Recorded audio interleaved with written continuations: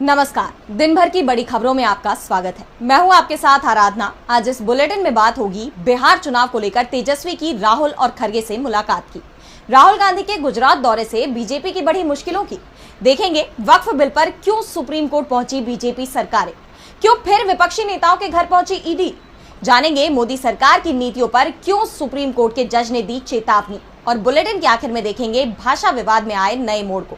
लेकिन दिन भर की तमाम बड़ी खबरों से पहले एक नजर आज की सुर्खियों पर। मौसम विभाग ने जारी किया मॉनसून अपडेट, किसानों के लिए अच्छी खबर, सामान्य से बेहतर मॉनसून, 105% बारिश की उम्मीद, अल नीनो का असर नहीं। सुप्रीम कोर्ट की इलाहाबाद हाईकोर्ट को 20 दिन में दूसरी बार हिदायत, कहा गैर जरूरी टिप्पणी से बचे। हाईकोर्ट बोला था लड़की खुद शोषण की जिम्मेदार। सुप्रीम कोर्ट ने योगी सरकार को लगाई फटकार, कहा हॉस्पिटल से बच्चा चोरी हुआ तो लाइसेंस रद्द, सभी राज्यों को नवजात तस्करी के मामले में 6 महीने में निपटाने के दिए आदेश। हरे निशान पर बंद हुआ शेयर बाजार, 1578 अंकों की बढ़ोतरी के साथ 76,734 पर बंद हुआ सेंसेक्स, वहीं 500 अंकों की बढ़त के साथ 23,328 पर बंद हुआ निफ्टी। ये तो थी सुर्खियां, अब बात आज की सबसे बड़ी खबर की। आरजेडी नेता तेजस्वी यादव ने दिल्ली में कांग्रेस अध्यक्ष मल्लिकार्जुन खड़गे और लोकसभा में विपक्ष के नेता राहुल गांधी से मुलाकात की। ये मुलाकात बिहार चुनाव को लेकर हुई है। बैठक से बाहर निकलते समय तेजस्वी का चेहरा बता रहा था कि सब कुछ सेट हो गया है, बस ऐलान बाकी है। खड़गे ने भी साफ कर दिया कि बिहार में अब एनडीए की सरकार जाने वाली है। तो क्या कुछ हुआ इस बैठक में, देखिए इस रिपोर्ट में। बिहार विधानसभा चुनाव के चलते दिल्ली में महागठबंधन की बैठक हुई। मल्लिकार्जुन खड़गे और राहुल गांधी ने आरजेडी नेता तेजस्वी यादव से मुलाकात की, जिसमें बिहार विधानसभा में सीट बंटवारे और सीएम फेस को लेकर चर्चा हुई। और अब खबर है कि मामला तय भी हो गया है, क्योंकि दिल्ली में हुई बैठक में सिर्फ कांग्रेस और आरजेडी के ही नेता शामिल हुए थे। अब 17 अप्रैल को पटना में महागठबंधन की बैठक होगी, जिसमें तीनों वाम दल भी शामिल होंगे और इसी बैठक में सीट बंटवारे पर मोहर लगा दी जाएगी। आरजेडी की तरफ से खबर आ रही है कि इस बार भी वो 140 से 145 सीटों पर चुनाव लड़ेगी। बची हुई सीटें गठबंधन सहयोगियों के बीच बांटी जाएगी। पटना में होने वाली बैठक में सीएम फेस पर भी मोहर लगाई जा सकती है। खड़गे और राहुल गांधी से मुलाकात करने के लिए तेजस्वी यादव से जब सवाल किया गया तो उन्होंने भी साफ कर दिया कि जल्दी ही इस मामले पर फैसला हो जाएगा। सीएम फेस किसे बनाया गया है, इसकी जानकारी भी जल्दी सामने आ जाएगी। बैठक के बाद कांग्रेस अध्यक्ष खड़गे ने कहा है कि इस बार बिहार में बदलाव निश्चित है। आने वाले चुनाव में भाजपा और उसके अवसरवादी ठगबंधन से बिहार को मुक्ति मिलेगी। एक तरफ महागठबंधन में सीट बंटवारे पर सहमति बनती दिख रही है, तो दूसरी तरफ एनडीए में घमासान मचा हुआ है। जेडीयू ने सीएम पद को लेकर बीजेपी पर दबाव बढ़ा दिया है, तो बीजेपी इस मामले को लगातार टालने की कोशिश कर रही है। इसके साथ ही सीट बंटवारे को लेकर भी एनडीए में पेच फंसना तय है। ऐसे में ये माना जा रहा है कि इस महीने जहां महागठबंधन में सीटों का बंटवारा भी हो जाएगा, तो वहीं एनडीए में इसे लेकर टूट भी हो सकती है। बिहार चुनाव के लिए कांग्रेस और आरजेडी एकजुट रूप से आगे बढ़ती नजर आ रही हैं, तो गुजरात चुनाव के लिए भी कांग्रेस अभी से एक्टिव हो गई है। कांग्रेस सांसद राहुल गांधी प्रदेश में पार्टी के संगठन को मजबूत करने की कोशिश में जुटे हुए हैं और इसी सिलसिले में अब एक बार फिर वो गुजरात पहुंच गए। कांग्रेस की ये सक्रियता अब बीजेपी पर भारी भी पड़ने लगी है, पार्टी को बड़ा झटका लगा है। तो कैसे राहुल ने बढ़ाई बीजेपी की परेशानी, आइए देखते हैं इस रिपोर्ट में। कांग्रेस अभी से मिशन गुजरात में जुट गई है। कांग्रेस सांसद राहुल गांधी ने पीएम मोदी के घर में बीजेपी को हराने की बात कही थी और अब वो उसे मुमकिन बनाने की राह पर निकल गए हैं। पिछले 6 दिनों में दूसरी बार राहुल गांधी गुजरात दौरे पर हैं। उनके इस दौरे का उद्देश्य पार्टी को जमीनी स्तर पर मजबूत करना है, जिसके लिए राज्य की जिला इकाइयों को मजबूत करने के पार्टी के पायलट प्रोजेक्ट की शुरुआत की जा रही है। 8-9 अप्रैल को अहमदाबाद में कांग्रेस का 84वां अधिवेशन आयोजित किया गया था, जिसमें राहुल गांधी ने पार्टी की आगे की रणनीतियों पर बात करते हुए कहा था कि हम चाहते हैं कि जिला अध्यक्षों को संगठन की नींव बनाएं, शक्ति बनाएं। डिस्ट्रिक्ट कमेटी और डिस्ट्रिक्ट प्रेसिडेंट को हम पार्टी की फाउंडेशन बनाने जा रहे हैं और अब राहुल के इस 2 दिवसीय दौरे पर पार्टी के इन प्लान्स पर काम करने की योजना है। इस दौरान कांग्रेस सांसद स्थानीय नेताओं से मुलाकात भी करेंगे। राहुल गांधी जिस तरह से गुजरात में दिलचस्पी दिखा रहे हैं, उसने बीजेपी की नींद उड़ा दी है। पार्टी को 2027 के चुनाव में कड़ी चुनौती मिलने का डर अभी से सताने लगा है, जिसकी शुरुआत भी हो गई है। राहुल के गुजरात पहुंचने से पहले ही बीजेपी में भगदड़ मच गई है। आदिवासी नेता और गुजरात के पूर्व विधायक महेश वसावा ने बीजेपी छोड़ने की घोषणा कर दी। इसके साथ ही उन्होंने बीजेपी की गुजरात इकाई के अध्यक्ष CR पाटिल के नाम लिखे एक खुले पत्र में पार्टी पर गंभीर आरोप भी लगाया। उन्होंने कहा कि ये साफ है कि देश में संविधान का पालन नहीं किया जा रहा है। आदिवासी, अन्य पिछड़ा वर्ग, मुस्लिम, ईसाई, सिख और गरीब एक साथ चलेंगे और आरएसएस बीजेपी की विचारधारा को खत्म करने के लिए मिलकर लड़ेंगे। वसावा ने बीजेपी पर वही आरोप लगाए हैं जो कांग्रेस ने लगाए हैं। ऐसे में उनकी कांग्रेस में शामिल होने की भी उम्मीद जताई जा रही है। बहरहाल एक बात तय है कि इस बार गुजरात में बीजेपी को कांग्रेस से कड़ी चुनौती मिलने वाली है। राहुल गांधी के लगातार हो रहे गुजरात दौरे ने बीजेपी की नींद उड़ा दी है, तो वक्फ कानून को लेकर भी बीजेपी फंस गई है। देश भर में मचे बवाल के बीच अब मोदी सरकार इसे लेकर बैकफुट पर आती दिखाई दे रही है। मुस्लिम संगठनों के बढ़ते विरोध और बीजेपी सहयोगियों के दबाव के चलते अब खुद बीजेपी सरकारों ने इस मामले में सुप्रीम कोर्ट का दरवाजा खटखटाया है। तो आखिर क्या है पूरा मामला, जानने के लिए देखिए ये रिपोर्ट। वक्फ संशोधन कानून लागू होने के बाद बीजेपी बहुत उत्साहित नजर आ रही थी, लेकिन बीजेपी ज्यादा दिन ये खुशी नहीं मना पाई, क्योंकि इस मामले को बढ़ता देख बीजेपी की टेंशन अब काफी बढ़ गई है। यही वजह है कि पहले केंद्र सरकार ने मामले में कैविएट दाखिल की और अब 7 डबल इंजन वाली सरकारों ने सुप्रीम कोर्ट का दरवाजा खटखटा दिया है। 16 अप्रैल को सुप्रीम कोर्ट में वक्फ संशोधन कानून पर सुनवाई है। उससे पहले महाराष्ट्र, असम, राजस्थान, छत्तीसगढ़, हरियाणा, मध्य प्रदेश और उत्तराखंड की सरकारों ने आवेदन दाखिल कर नए कानून का समर्थन किया है। इन राज्यों ने कहा है कि नया कानून पारदर्शी, न्यायपूर्ण और व्यवहारिक है।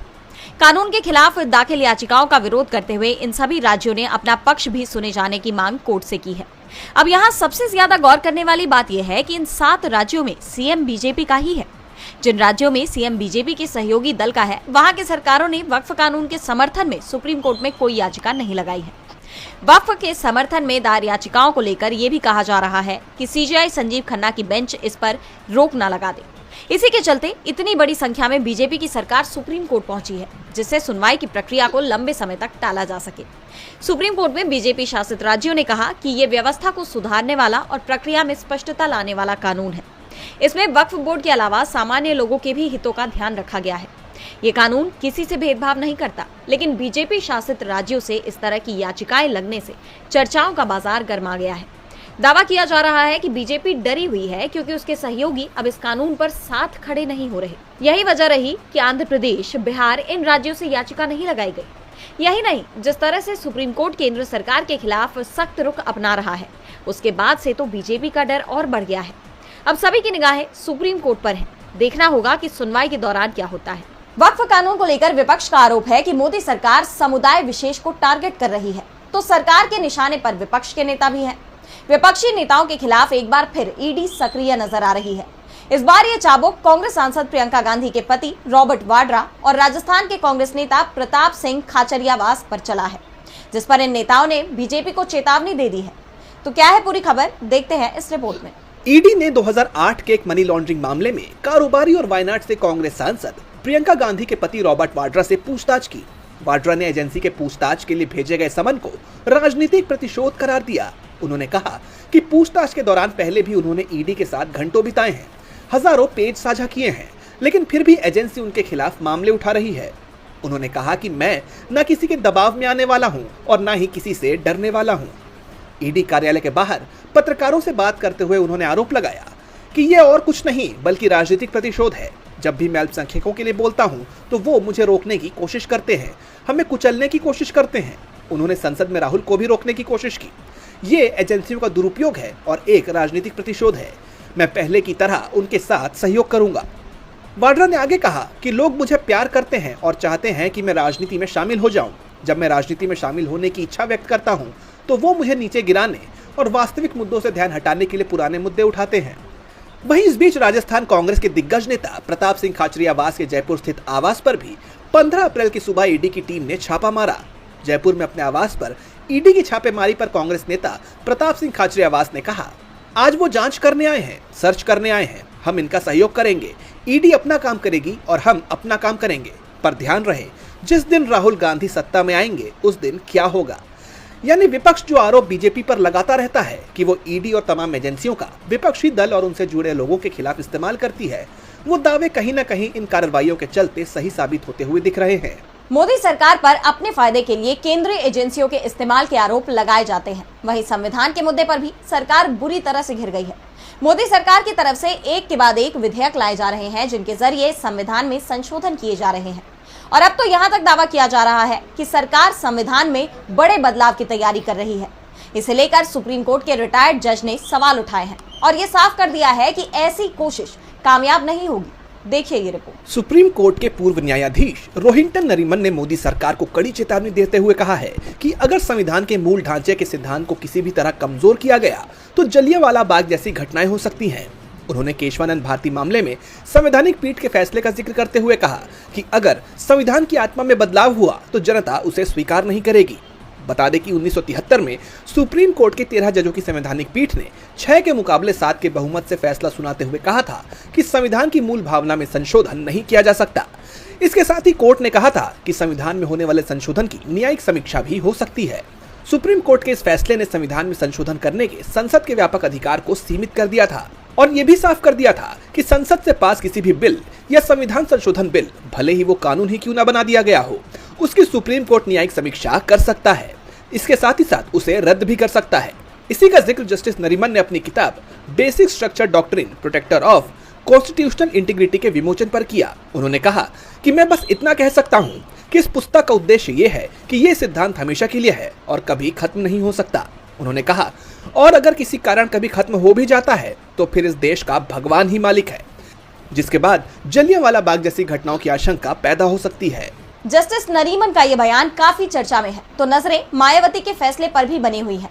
बीएसपी चीफ ने पार्टी की बैठक बुला ली है। आकाश आनंद, जिन्हें मायावती ने 1 महीने पहले पार्टी से बाहर कर दिया था, लेकिन सार्वजनिक रूप से माफी मांगने के बाद 13 अप्रैल को उन्हें फिर से पार्टी में शामिल कर लिया गया, जिसके बाद सवाल उठ रहे हैं कि क्या बीएसपी चीफ एक बार फिर आकाश को अपना सियासी वारिस घोषित करेंगी। देखिए ये रिपोर्ट। 13 अप्रैल को आकाश आनंद ने एक्स पर पोस्ट कर मायावती से माफी मांगी। इसके कुछ ही घंटे बाद मायावती ने आकाश को माफ भी कर दिया, साथ ही पार्टी में भी जगह दे दी। अब आकाश की जिम्मेदारी तय की जाएगी। इसके लिए मायावती ने पार्टी की बैठक लखनऊ के बीएसपी मुख्यालय में बुलाई है। इस बैठक में 300 के करीब नेता मौजूद हो सकते हैं।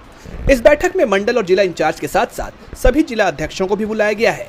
बैठक में आकाश की वापसी के पीछे के कारणों के साथ ही उन्हें दी जाने वाली जिम्मेदारी पर चर्चा होने की संभावना है। दरअसल पिछले 10 सालों से बीएसपी का आधार तेजी से गिरा है। इंडिया गठबंधन की तरफ से बीएसपी के वोट बैंक में सेंध लगा दी गई है, तो दूसरी तरफ बीजेपी को लेकर नर्म रुख अपनाने के चलते बीएसपी का सपोर्टर भी मायावती से नाराज है, जबकि आकाश आनंद बीजेपी के खिलाफ बेहद तीखे बयान देते रहे हैं और इसी के चलते उन पर बीएसपी चीफ ने पहले भी कार्रवाई की थी। और अब कहा यह जा रहा है कि बसपा के सिमटते आधार को बचाने के लिए आकाश आनंद की इसी खूबी का इस्तेमाल बसपा कर सकती है। फिलहाल अब सभी की नजरें 16 अप्रैल को होने वाली बीएसपी की बैठक पर टिकी हुई है। बसपा की बैठक पर टिकी हुई है। वैसे मायावती एक बात तो साफ कर चुकी हैं कि अब वो आकाश को अपना उत्तराधिकारी नहीं बनाएंगी। इसके अलावा उन्हें कोई दूसरी जिम्मेदारी जरूर दी जा सकती है। और बुलेटिन के आखिर में देखेंगे भाषा विवाद में आए नए मोड़ को। एनसीईआरटी ने इंग्लिश मीडियम की अपनी कई नई किताबों को रोमन लिपि में हिंदी नाम दे दिए हैं, जिसे लेकर हंगामा खड़ा हो गया है। केरल के शिक्षा मंत्री ने इस पर नाराजगी जताते हुए एनसीईआरटी से इस फैसले को वापस लेने की मांग की है। तो क्या है पूरा मामला, जानिए इस रिपोर्ट में। एनसीईआरटी ने अपनी इंग्लिश मीडियम की कई किताबों के हिंदी नाम रख दिए हैं, जिसे लेकर हंगामा खड़ा हो गया है। ये किताबें भाषा विवाद के बीच आई हैं, जिसे लेकर शिक्षाविदों और भाषा विशेषज्ञों में बहस छिड़ गई है। एनसीईआरटी पर भड़के केरल के शिक्षा मंत्री ने इस फैसले को वापस लेने की मांग की है। जानकारों का कहना है कि ये कदम गैर हिंदी भाषी क्षेत्रों में हिंदी को बढ़ावा देने की कोशिश के रूप में देखा जा सकता है। तमिलनाडु जैसे राज्य इसका पहले से ही विरोध कर चुके हैं। जैसे क्लास 6 की अंग्रेजी पाठ्य पुस्तक को पहले हनीसकल के नाम से जाना जाता था, लेकिन अब इसका नया नाम पूर्वी है। पूर्वी हिंदी शब्द है जिसका अर्थ पूर्व दिशा है। इसी तरह कक्षा 1 और 2 की पाठ्य पुस्तकों को अब मृदंग और कक्षा 3 की किताबों को संतूर नाम दिया गया है। गणित की किताबों के लिए भी यही पैटर्न अपनाया गया है। कक्षा 6 की गणित की किताब, जो पहले अंग्रेजी में मैथमेटिक्स और हिंदी में गणित थी, अब दोनों भाषाओं में गणित प्रकाश के नाम से है। इस फैसले की केरल के सामान्य शिक्षा मंत्री वी शिवकुट्टी ने कड़ी आलोचना की। उन्होंने इसे गंभीर तर्कहीनता और भारत की भाषाई विविधता को कमजोर करने वाला कदम करार दिया। शिवकुट्टी ने कहा कि लंबे समय से चले आ रहे अंग्रेजी शीर्षकों को मृदंगम और संतूर जैसे हिंदी शीर्षकों से बदलना अनुचित है।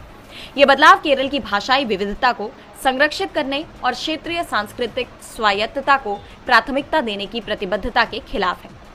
अंग्रेजी शीर्षक छात्रों में संवेदनशीलता और समझ को बढ़ावा देता है। शिवकुट्टी ने कहा कि एनसीईआरटी का ये फैसला संघीय सिद्धांतों और संवैधानिक मूल्यों को कमजोर करता है। उन्होंने एनसीईआरटी से इस फैसले की समीक्षा कर इसे वापस लेने की मांग की। और सभी राज्यों से ऐसे फैसलों के खिलाफ एकजुट होने का आह्वान किया। फिलहाल इस मामले पर एनसीईआरटी की ओर से कोई बयान सामने नहीं आया है, लेकिन अब ये मामला कहां जाकर थमता है ये देखना होगा। तो आज इस बुलेटिन में इतना ही। आप देखते रहिए डीबी लाइव। नमस्कार।